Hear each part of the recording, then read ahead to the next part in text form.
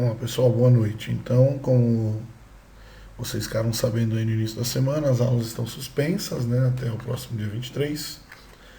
Então, eu trouxe aqui para vocês um conteúdo teórico do que seria a nossa aula prática, né, dessa semana, sobre os fundamentos da modalidade. Nós começaríamos falando um pouco sobre posição de expectativa, manchete, né. Vou fazer um apanhado geral de todos os fundamentos do voleibol para que vocês possam já conhecer um pouco do que é cada fundamento, que momento do jogo ele é aplicado, um pouquinho do processo pedagógico. E aí na semana que vem, no próximo encontro, vamos praticar, tá? Então vamos lá. Os principais, né, na verdade, os fundamentos técnicos específicos aí do voleibol são, né, posição de expectativa, manchete, toque, saque, cortada e bloqueio, tá? Então nós vamos falar especificamente de cada um deles, como funciona e a sua mecânica de realização. A posição de expectativa, então, na verdade, ela é utilizada no momento do jogo em que se mantém o atleta preparado para qualquer ação, né? Então qualquer fundamento do voleibol ele é precedido da posição de expectativa, ou a grande maioria das ações, principalmente quando a equipe for recepcionar um saque ou uma parte desses jogadores estão posicionados para defender um ataque, né? Parte-se então da posição de expectativa, que é uma posição que permite uma ação, uma reação, te dá um tempo de reação muito rápido para realizar o segundo movimento, a segunda ação, né? Então vocês podem ver na imagem, geralmente a posição de expectativa então, né? Pés afastados, então além da linha do quadril, tá? Posição de preferência antero-posterior, então geralmente a perna dominante mais à frente. Joelhos semiflexionados, tronco inclinado à frente, quadril encaixado, braços estendidos à frente do corpo, mãos espalmadas, mais ou menos acima das coxas, tá? E o olhar na bola, né? Geralmente estou aguardando um saque ou um ataque, né, para defender. Essa posição ela dá condições de deslocamentos frontais, laterais, para buscar salvar a bola, tá? Aqui um pouquinho da descrição que eu acabei de falar para vocês, né, em relação à posição ideal para realizar a ação de posição de expectativa. Aqui mais algumas imagens, né? Então essa imagem do lado esquerdo é a imagem padrão. Não é obrigatória a posição antero-posterior, né? Ela é ideal, tá? Porque contribui no deslocamento principalmente frontal e lateral. Mas como vocês podem ver na imagem à direita, a atleta está numa posição paralela, né? Mas, como vocês podem ver, o afastamento dos pés ele é além da linha do quadril. Manchete. A manchete, então, é uma ação defensiva para realizar a recepção, geralmente, do saque e para ação de levantamento, quando essa recepção de saque ela é ruim, e também uma ação para passar a bola para o outro lado da quadra, né? Geralmente, quando as equipes não conseguem realizar, né, no terceiro toque na bola a ação de ataque, né, a cortada, então eles passam a bola de manchete, às vezes de toque, né? É uma técnica das mais difíceis, se não a mais difícil. Depende aí de uma ação, de um domínio, um controle do movimento, envolvendo aí velocidade e equilíbrio principalmente, para que o atleta possa, né, o seu aluno possa empurrar para o local desejado. Como eu falei, geralmente a manchete é utilizada na recepção de saque. Então, da equipe é o primeiro contato que ela tem com a bola após o saque. Então ela precisa, o jogador que realiza a manchete precisa ter equilíbrio e velocidade, além de controle da ação, para que ele possa direcionar a bola para o local mais fácil para a ação do levantamento, que geralmente é o segundo momento da troca de toques das equipes. Tá? O toque. Toque é um fundamento utilizado principalmente, essencialmente, no levantamento, e já há alguns anos ele pode ser utilizado como primeiro toque na recepção do saque. Por que isso? Né? O toque é um fundamento que tem regra. Então, o jogador que ao realizar a ação de toque, o fundamento toque, ele vier a cometer 2 toques na bola, e aí por erro de posicionamento do fundamento, ele viola a regra dos 2 toques, que não é permitido para cada atleta. Tá? Porém, na recepção de saque, o toque pode ser utilizado como primeira ação defensiva, primeira ação de recepção, né? Mesmo que o atleta, né, o aluno, cometa 2 toques nessa primeira ação. Por ser recepção de saque, os 2 toques são permitidos. Por conta da regra, né, ele depende de uma eficiência. Então, eu disse anteriormente que a manchete era um dos fundamentos mais difíceis. O toque é o fundamento mais difícil, justamente pela sua necessidade de execução próximo da perfeição, vamos colocar assim, né, por conta da regra de 2 toques. E como eu já falei, ele é pelos levantadores, utilizado pelos levantadores para armar as jogadas. Né? Os levantadores são os armadores no voleibol. E esse toque ele tem algumas variações. Né? Então o fundamento de toque ele pode ser executado de diversas maneiras dentro do jogo. E aqui nós temos 4 das suas variações. O toque frontal, quando o jogador que realiza a ação de toque tem contato visual frontal com o jogador no qual ele está fazendo a ação. Então vou levantar a bola para o intermédio do toque, eu estou olhando para o jogador que fará a ação de ataque na sequência. O toque lateral, quando eu estou num plano lateral em relação ao jogador que fará o ataque, e eu decido para qual lado eu farei essa ação, direita ou esquerda. O toque de costas, geralmente utilizado para fintar o bloqueio adversário, né, que é a ação defensiva. Então eu faço o levantamento para o jogador que está nas minhas costas, né, não estou vendo ele. E o toque em suspensão, que é este da imagem, que é quando o levantador necessita de um salto, né, vertical, e faz a ação de levantamento no ponto mais alto da bola. Tá?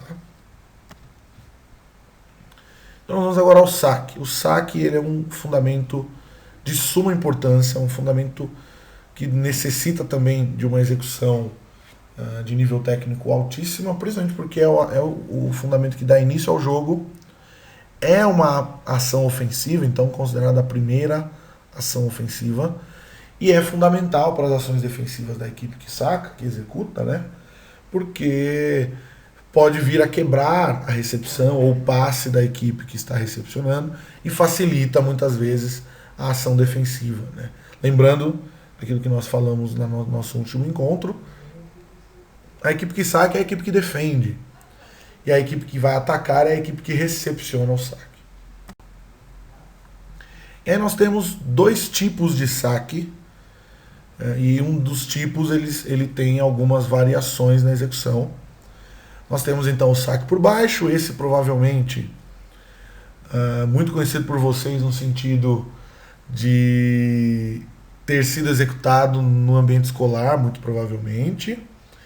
E o saque por cima é utilizado principalmente no alto rendimento e também em algumas categorias de base, sub-14, 15 em diante. Então nós veremos agora um pouco de cada um dos 2. Então o saque por cima, como eu falei, utilizado então no voleibol moderno, por conta de todas as características que essa ação precisa ter. Então,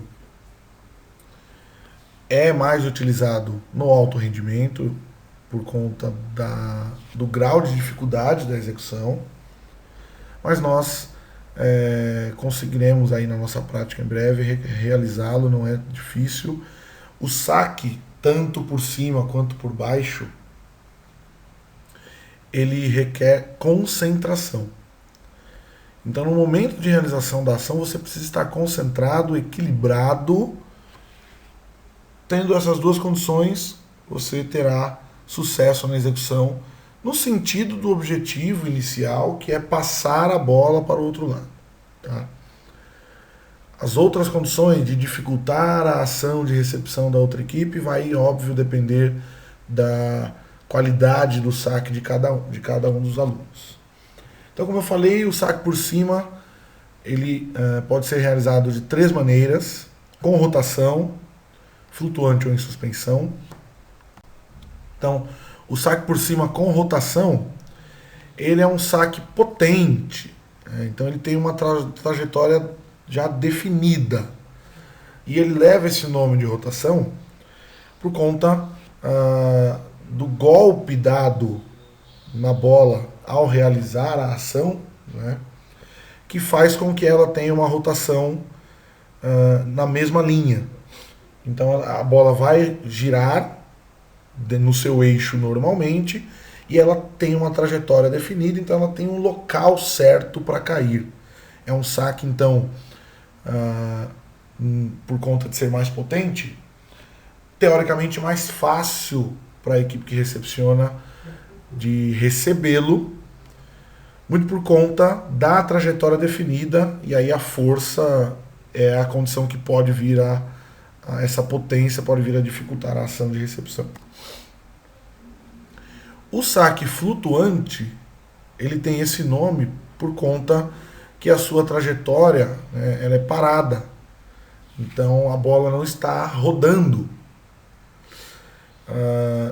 E diferente do que é no saque com rotação, que há uma flexão de punho que faz com que a bola desça na direção do piso da quadra, o saque flutuante não há flexão de punho. Então é, entre aspas, como se desse um tapa na bola sem flexionar o punho, e ela vai numa trajetória irregular, então ela flutua literalmente e a bola não gira, ela fica parada.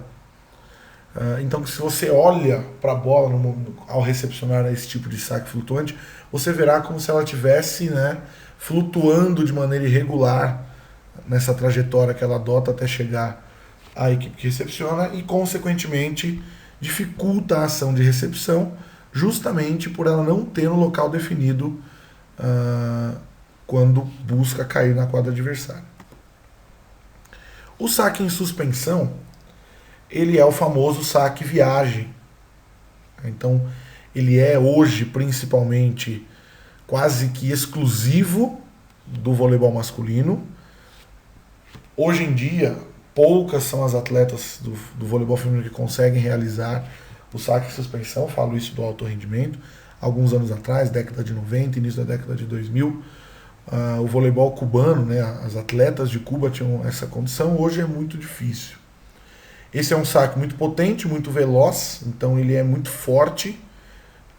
Então a condição biológica de perfil masculino contribui para essa ação. Então é um deslocamento em corrida, geralmente, salto vertical para frente, e aí giro do braço e ataque sobre a bola com o mesmo movimento do saque com rotação, dando então uma trajetória regular. Então ela roda no seu próprio eixo e um local definido para cair, né? Então é um saque que não é difícil de se saber onde ele vai cair no local da quadra, porém o que dificulta a ação de recepção é a força, né, a potência e a velocidade aí aliadas nesta ação.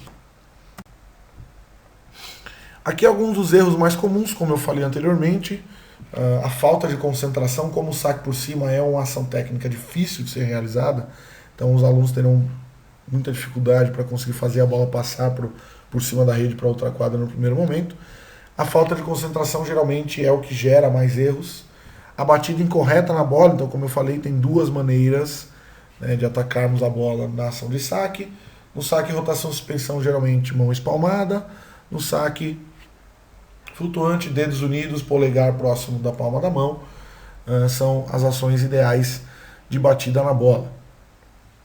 Desequilíbrio, então é necessário que o aluno esteja equilibrado durante toda a ação técnica do movimento para que ele possa ter sucesso.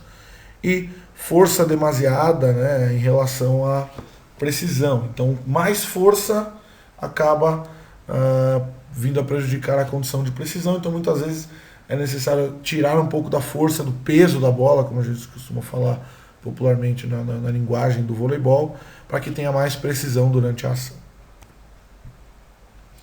O próximo fundamento é a cortada ou o ataque, né? Na verdade, o fundamento é a cortada, o ataque é a ação ofensiva. Tá? Então o ataque é o fundamento que finaliza as ações ofensivas, e ele tem o objetivo, então, de enviar a bola para o solo da quadra da equipe adversária com uma ação de golpe durante um salto vertical. É uma habilidade motora muito complexa, porque ela tem 5 etapas a serem realizadas com muita precisão para que se tenha sucesso na ação. E ela também depende do levantamento. Então existem, para cada tipo de jogador que realiza a cortada, então para cada atacante do voleibol, uma bola que ele se sente mais confortável para atacar. Mas é óbvio, né, como nós falamos anteriormente, a ação do levantador, geralmente pelo toque, depende de como foi recepcionado esse saque, se foi uma manchete equilibrada, se foi um toque nessa recepção que talvez contribui uma trajetória irregular da bola. Tudo isso contribui para a ação de ataque, então as ações coletivas, elas são importantes nesse sentido. E aí, como nós vemos aqui, o levantamento pode ser alto, baixo, mais lento, rápido, curto, longo, vai depender da escolha do levantador, de acordo também com o posicionamento defensivo da outra equipe. Como eu falei, a cortada ela é composta por 5 etapas: deslocamento, chamada, salto, fase aérea e queda. Nós veremos cada um deles.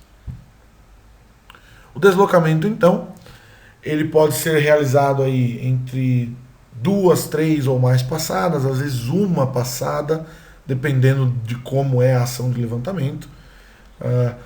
Nessa ação, o jogador então está em deslocamento, em velocidade, aí essa velocidade o atleta vai controlar de acordo com a distância que ele está da rede, e isso também vai contribuir para a decisão de quantas passadas ele vai necessitar para chegar no ponto correto de ataque.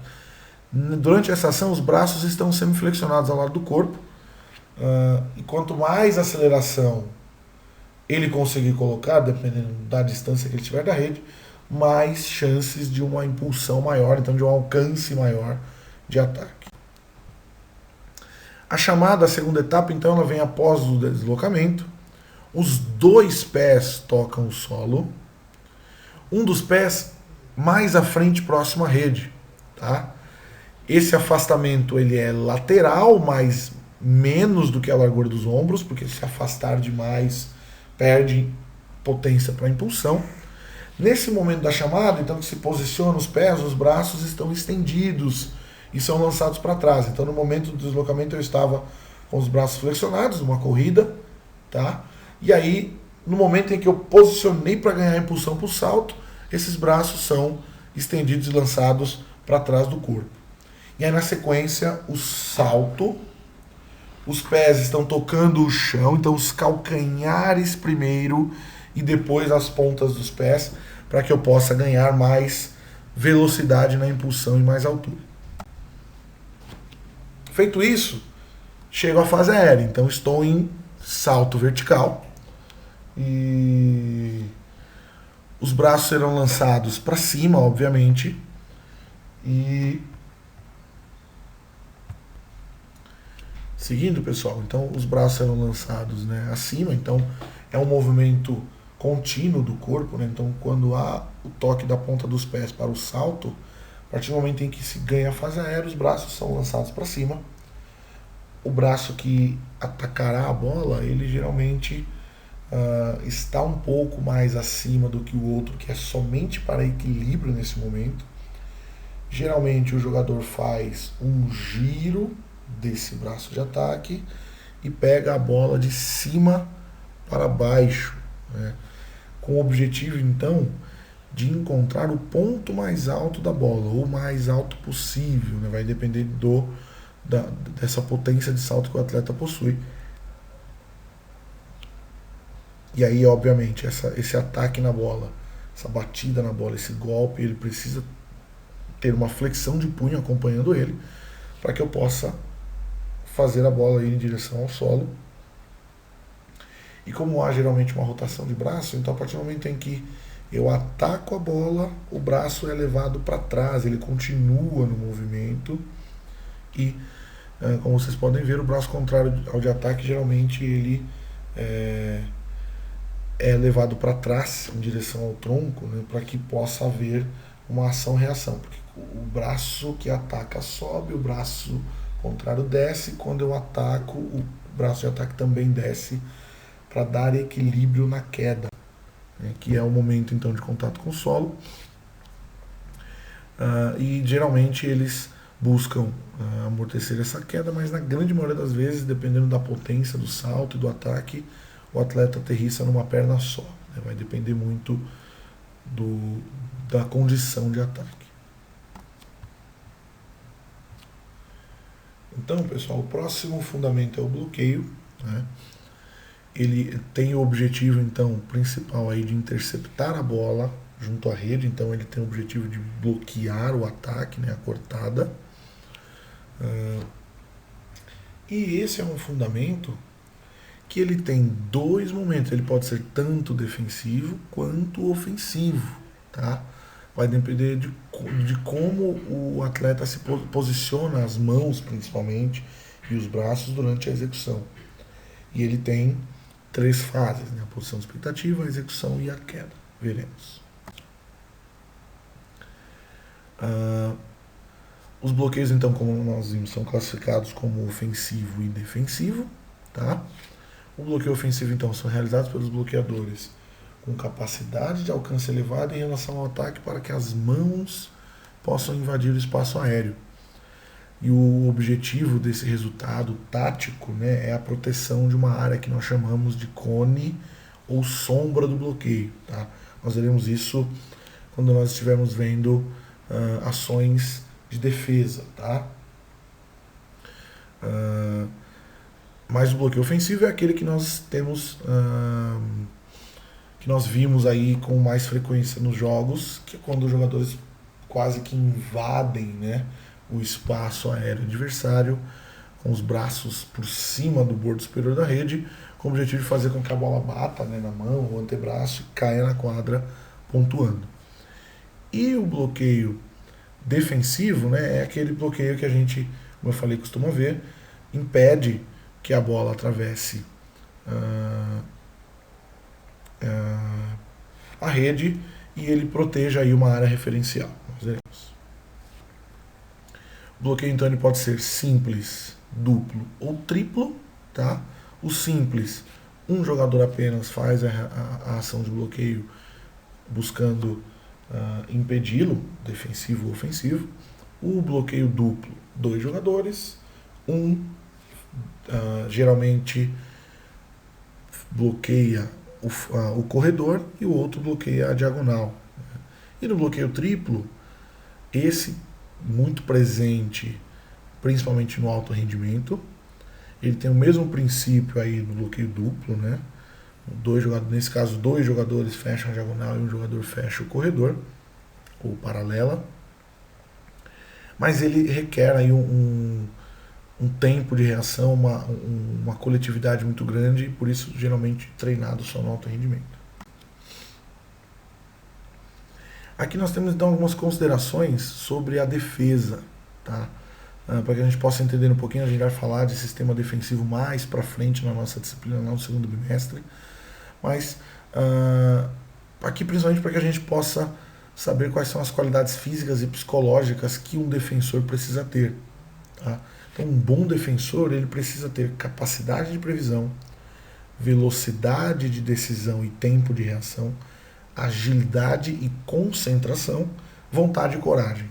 Já que geralmente as ações defensivas elas são, né, em cima de um ataque, de uma cortada que tem muita potência, muita força e são ações difíceis de realizar para se evitar o ponto da outra equipe. E aí nós temos algumas técnicas de defesa, então na verdade são variações de alguns fundamentos que nós vimos aqui. Então a manchete aparece aí como uma das principais técnicas de defesa, né? Então ela não serve apenas para recepção, mas também para defesa, por conta da condição de equilibrar, né? De controlar a bola durante a ação, e ela tem algumas variações.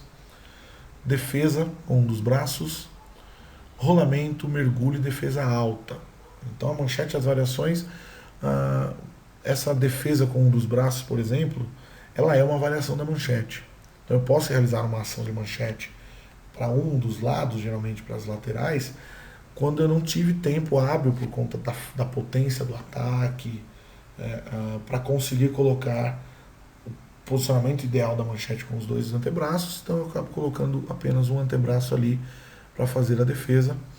Essa defesa com um dos braços, então, ela também se encaixa tanto no rolamento quanto no mergulho. Então, o rolamento geralmente é a ação realizada após defesa com um dos braços. Então, uma bola muito baixa, peguei ela muito embaixo e aí, para não me desequilibrar e não cair, né, com o rosto no chão, por exemplo, o atleta faz um rolamento depois dessa ação defensiva. E o mergulho, talvez muitos de vocês já tenham visto em algumas modalidades, em alguns jogos que talvez vocês tenham acompanhado, quando o jogador ele de fato mergulha, né, em decúbito ventral, estende cotovelo e punho e deixa a bola geralmente bater no dorso da mão, colocando então ali com a mão como se fosse uma substituição do chão para que ela possa bater na mão, e geralmente por conta da potência a bola bate na mão e ela sobe numa altura considerável para que possa dar sequência na jogada. E a defesa alta geralmente é a ação realizada acima da testa, na verdade da linha dos ombros para frente já se utiliza uma ação de defesa alta. É importante lembrar que na ação defensiva eu não posso utilizar o toque. Se utilizá-lo, eu tenho que fazer o máximo de esforço para não cometer os dois toques, e é muito difícil por conta da potência que vem em uma cortada. Então, geralmente a defesa alta é feita com uma das mãos ou com as duas, punhos cerrados, né? Então dá-se um soquinho na bola ou une-se as duas mãos entrelaçadas e deixa ela bater para que não corra o risco de fazer a ação de dois toques. Alguns erros relacionados a essas ações defensivas pós-cortada, né? O posicionamento incorreto na quadra, e isso a gente vai aprender mais para frente em relação às ações de sistemas defensivos.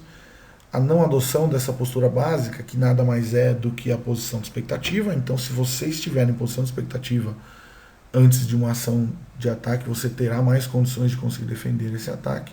Mais uma vez, a falta de concentração aí aparecendo, né? Então é um jogo que requer muita concentração. E aí uma condição que, principalmente em relação a nível técnico de aprendizado e base e alto rendimento da modalidade, se tiver uma deficiência no domínio das ações, dos fundamentos, de defesa principalmente, pode vir a cometer erros nessas ações. Como sempre eu trago, gente, 2 livros aí que eu tenho utilizado bastante para referenciar as nossas aulas. Eles estão na nossa referência básica, então tem disponível tanto na biblioteca física da universidade, que nesse momento vocês não terão acesso, mas eles estão disponíveis aí também na biblioteca virtual. Acessem, eles vão servir como utilização, leitura complementar aí do nosso livro didático. Tá bom, pessoal? Obrigado.